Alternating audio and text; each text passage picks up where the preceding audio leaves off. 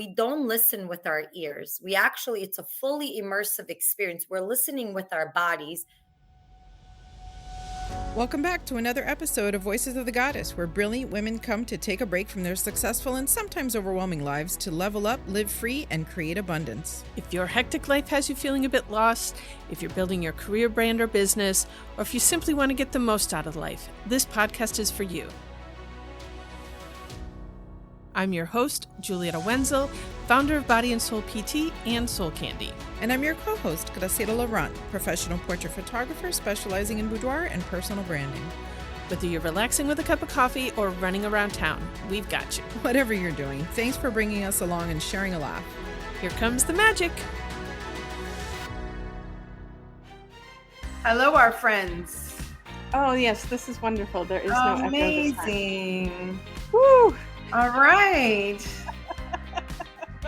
So I was thinking that every time I come on, I always think about, where are our listeners? What are they doing? I know we have someone who listens while they walk. I know we have people that listen while they drive.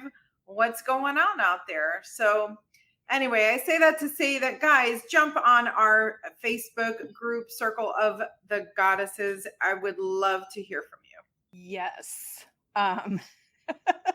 And we talk about this. I mean, obviously we have our local tribe that listens, but I love when I go on and see, like, someone listens in Mongolia and someone listens at one point we were ranked in Sweden. I'm like, how crazy is that people in Sweden are listening to us?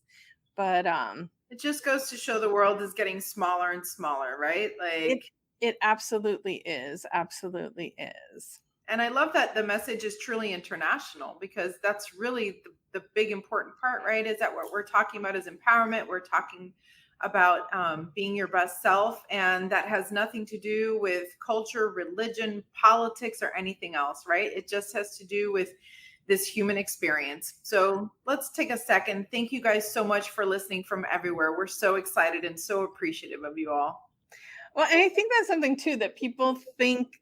Well, at least in the United States, I know a lot of people think that people in other parts of the world are so different. And when it comes down to it, yes, we have cultural differences, but we're all human and we're all one, and we're the same.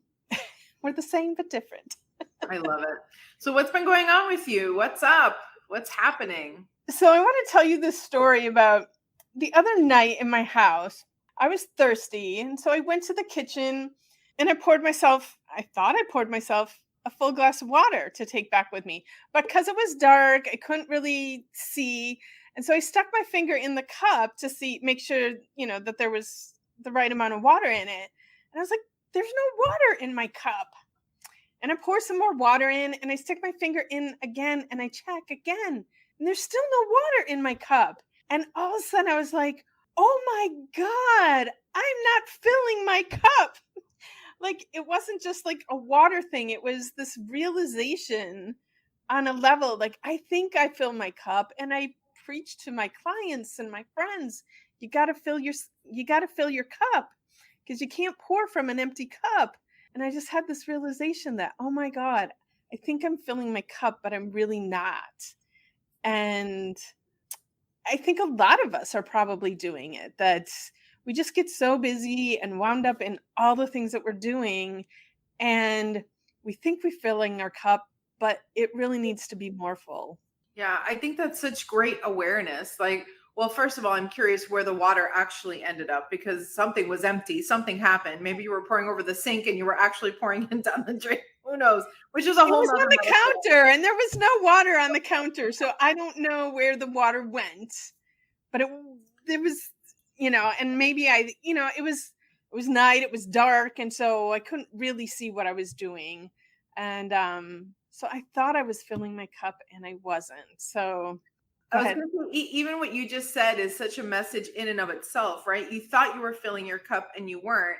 And, maybe you have a leak, like energetically speaking, right? Like, this is why I so often try and have these type of conversations, to just remind myself of what I'm supposed to be doing. Because when we all finish, the course or the book or the conversation or the thing, we're like, oh yeah, we got this, we can fill up our cup every day. And then little by little, evaporation happens, right? Like the sun beats in a little too hard that day and just steals a little bit of your water, or you have a minor crack and you don't realize that some person or some event or some group or something is just taking a little bit of your water, right? So you think you're filling it up, but you've got a leak. You've got something is right taking it away. I mean, I think it takes just such good awareness and such an active, like it takes a conscious effort. Does that make sense? Like it's not just like, oh, I had one really great experience and now perfect, it's healed forever. It's more like, hey, check on yourself, right? Check on it every day. So what did you do differently since you had that experience? Well, I'm actually like I'm sitting down with myself and figuring out like what things actually fill my cup and how might I fill my cup more. So I haven't had any huge awarenesses yet on what exactly I'm going to do to fill my cup more, but it's something that I'm thinking about and I'm going to figure it out. And it's listening, right? Just listening and being aware to what's going on around you, right? Maybe it's right in front of you. Maybe. All right. We're going to take a really short break here, and then we're going to come on with our guest. It's tough trying to have it all, isn't it? You're successful, super busy, mostly happy, but something's missing. We know what's missing. Lean in. It's you. It's the authentic expression of yourself. It is time to uncover your true self and create the fulfillment, joy, peace, and freedom that you crave. Introducing our life-changing retreat, designed exclusively for women who are ready to release self-doubt, find balance, and embrace their authentic selves. Join us as we embark on a journey where the magic of Mexico will ignite your spirit and set your soul free, I promise. Nestled in the heart of Mexico, the captivating beauty of San Miguel de Allende provides a magical setting for our retreat and a sanctuary for women seeking profound change in their lives. Our facilitators will guide you through a series of empowering workshops, enlightening ceremonies, and rejuvenating practices, all carefully curated by us to empower you to let go of self-doubt and step into your true potential.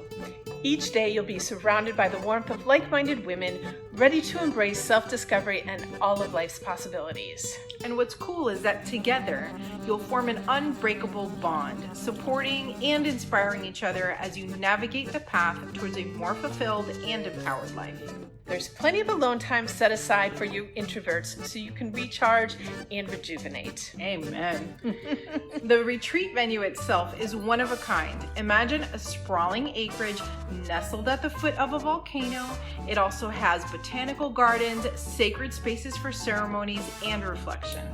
It also has a magnificent dedicated spa room made entirely of quartz crystals, and a sauna and a cold plunge pool. That's totally me. I'm in the sauna. There's even a therapeutic donkey living there. I'm so excited. Can't wait to meet the donkey.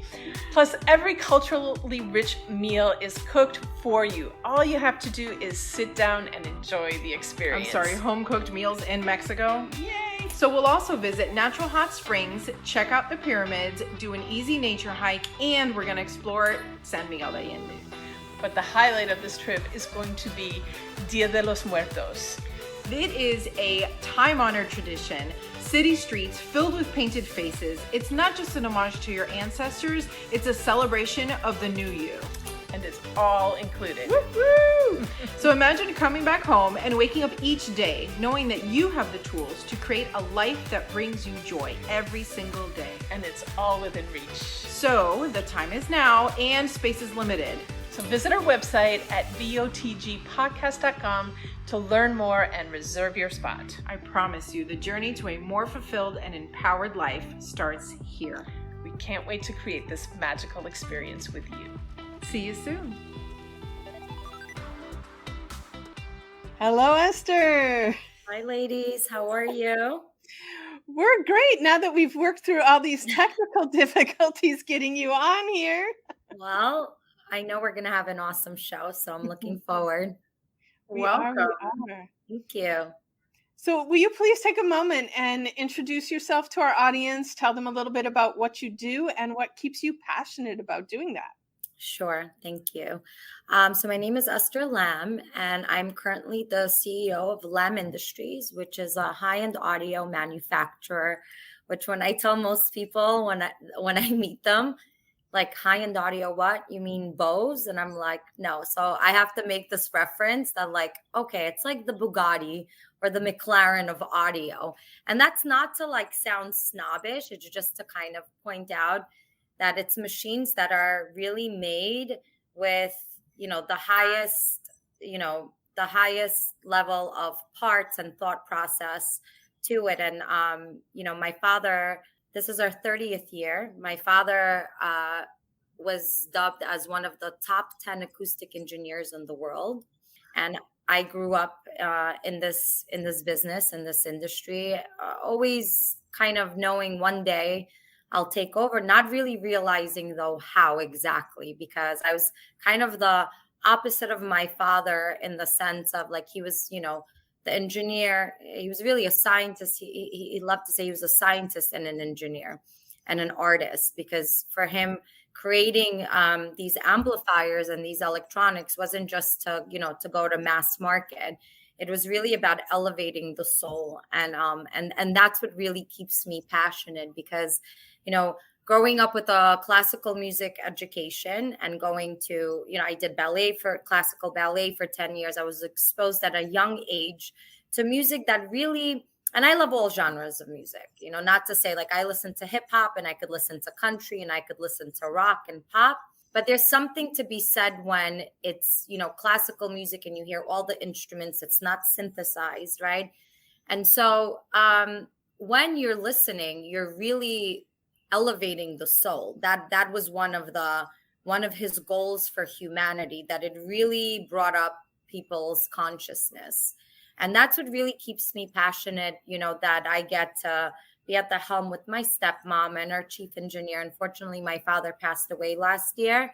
So, it makes it just so much more meaningful to be able to do this and continue his legacy. Beautiful, beautiful. While you're talking, it makes me curious because I'm a healer. I have a sound bed, so music comes through. But as you're talking, I'm like, have you guys considered like using this at all for healing purposes? Yes. So it's so interesting that you say that. We moved to Miami. We moved the headquarters. So we were based in New York, in Brooklyn. And I went to an event. I tried to go every Wednesday. I go to a sound bath, and I'm very into all that. And a friend of mine, he's a rabbi, Rabbi Harry. They're doing like psychedelic healing. Okay. And they opened up a bunch of places, both in Israel and in Miami, a few other places. And we were discussing this, and I would be really curious to bring in a system to see what it does for people, because especially when someone is in that space, right, and they're trying psychedelics, and you're kind of in the zone. Even music from, like, our phones is uplifting, right? It's like, wow, you're like, in a different space.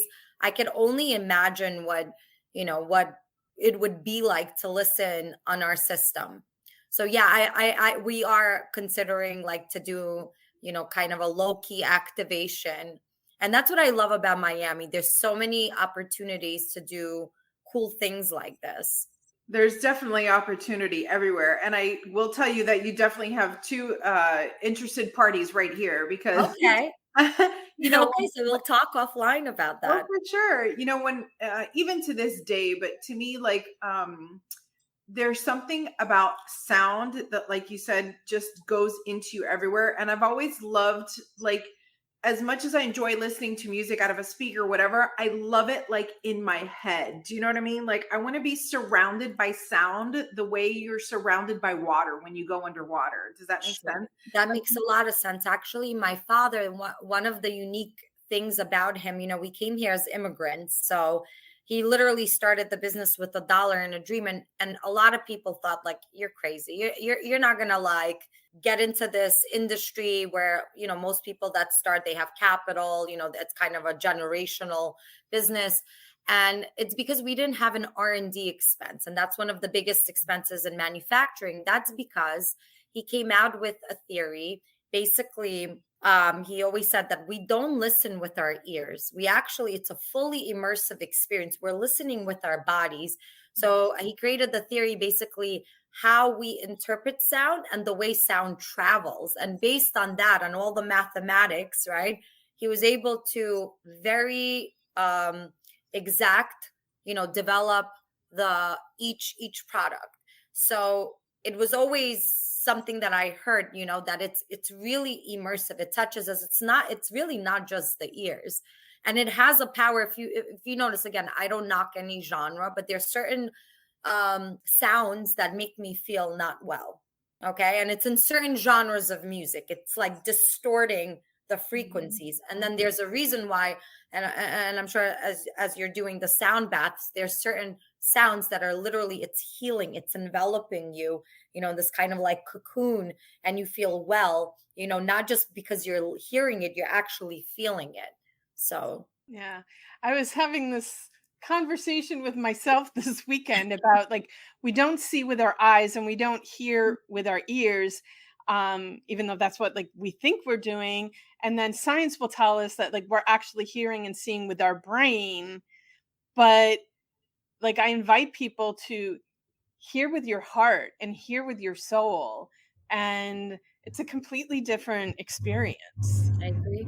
And Beautiful.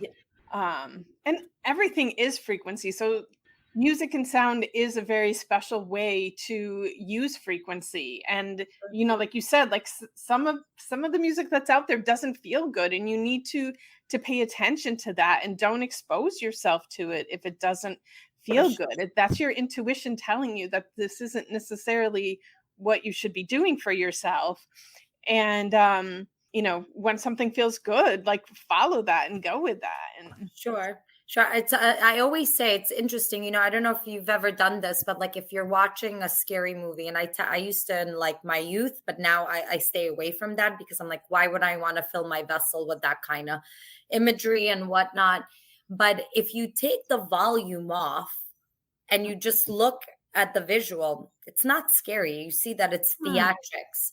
But you could actually not be watching, but you hear that scary sound and, the buildup. That's what gets you, nervous and scared. So sound is very powerful. We did an event with a famous Israeli artist, Ron Agam, for Art Basel. And, he asked me, what do you think the highest art form is? So naturally, I thought he would say art because he's an artist. And he said, no, it's music. He said, I listen before I paint, before I create. It's very interesting. There's a lot to learn about sound and the power of it and how to heal actually the world. yeah, there's all these theories about creation, but there is the theory that, everything was created from sound. Like the Aborigines believe that, Earth was created through the sound of the didgeridoo. And, but yes, sound is a creative force. And so choose wisely what you're creating with that sound. Yeah, for sure. And how exciting that you've taken over what is now your dad's legacy. Like, let's talk about being a female entrepreneur in this industry. Are there very many women doing what you're doing? So I would say no. And that's only because, not because there's some barriers to entry. I think really it's based on taste. Like I just spent a week in Utah with a friend and our premier dealer. He was one of my father's closest friends. And I basically, I told him I got a crash course in like, in reality, and really, because he kept telling me, you still don't really understand what is it that your father achieved and what the product is, right? And so to paint you a picture, he has basically close to $2 million worth of equipment. We're talking about turntables that are $250,000, speakers he has the vintage speakers, the old JBLs and, and other brands. And it's not to show off like, oh, look at me, I can afford this, right?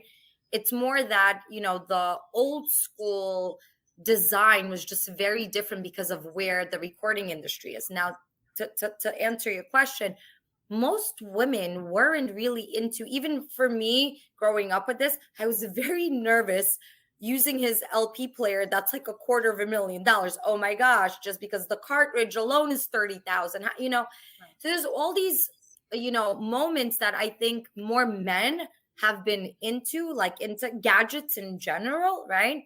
What I feel that we're bringing to the table, and I'm not out there, so look at us, even though we had an article in the Miami Herald that said second generation female entrepreneurs, I'm not riding that angle. I'm not trying to say like, oh, look at you guys, you haven't been allowing women in, because there are quite a few women in the industry also in a similar position, or even as reviewers, which is exciting.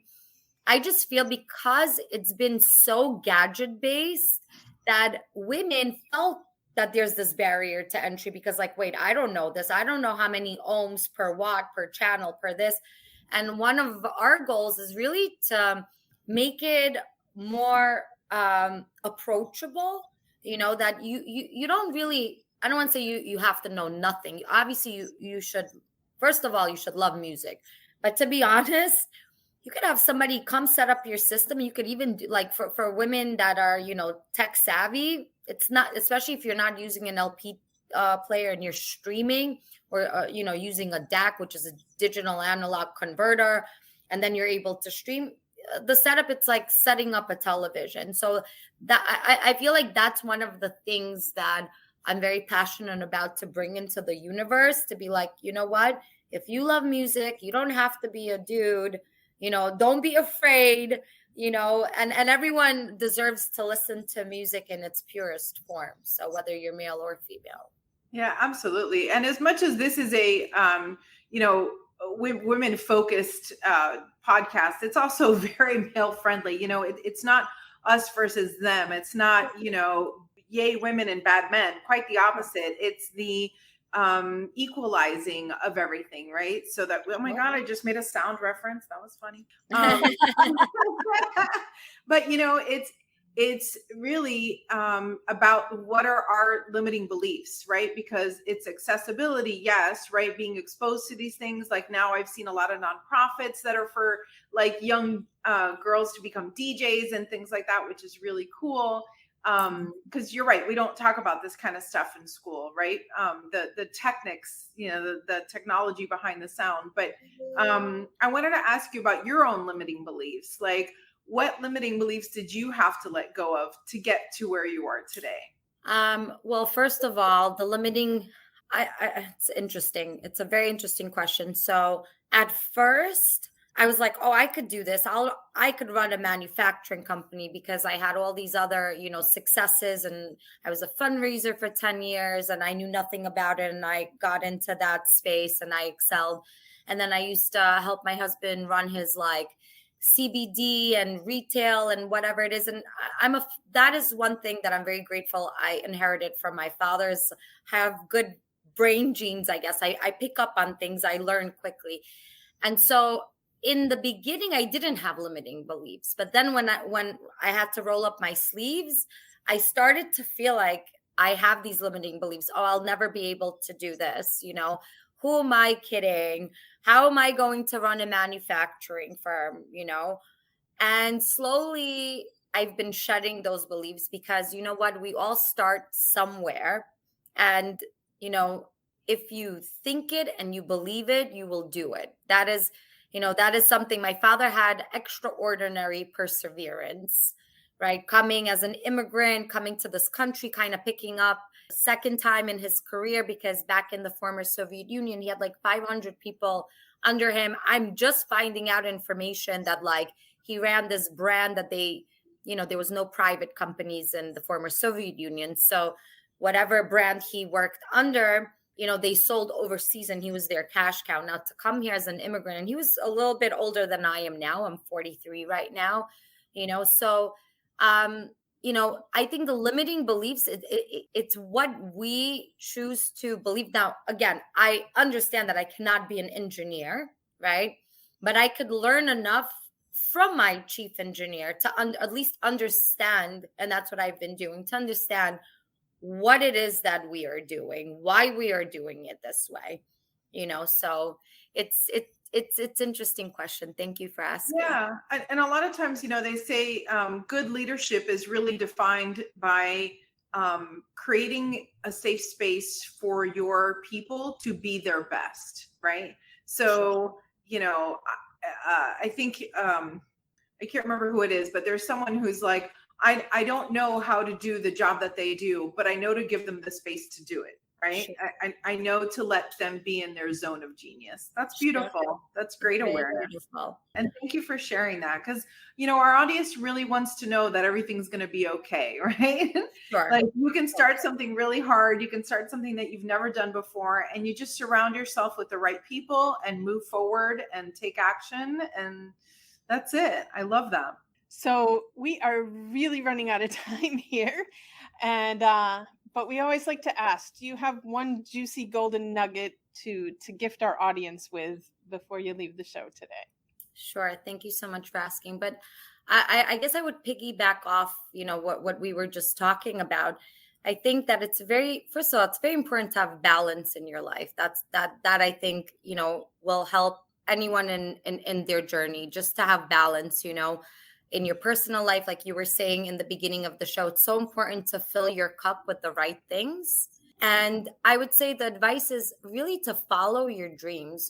I had this dream since I was a child. There were some people that were saying, like, sell the company, sell the name, it's not going to work. And you know what? I said, I have to listen to my inner voice. As long as you're connected and that voice is pure and it's coming from a pure place, I say go for it, because, we're all in the image of the creator, right? And really, we have this like really infinite power if we tap into it to create and to really achieve what we believe in. So believe in your dreams and go for them. That's my nugget. Beautiful, beautiful.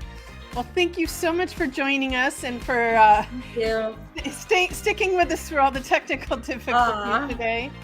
And wonderful story, wonderful message. Thank you again. Thank you so much, ladies. Look forward to staying in touch. Yes. Thank you, Esther. Thank you. Have a great day. Bye, guys. Thank you, listeners. Bye-bye. Thanks for joining us today and keeping us in the top 10% of podcasts in the world. Ask us how you can promote your business on this podcast as a sponsor, and make sure you check out the show notes for details on how to get in touch with Julieta, Graciela, or today's special guest. We're sending you lots of love and gratitude. Have a magical day.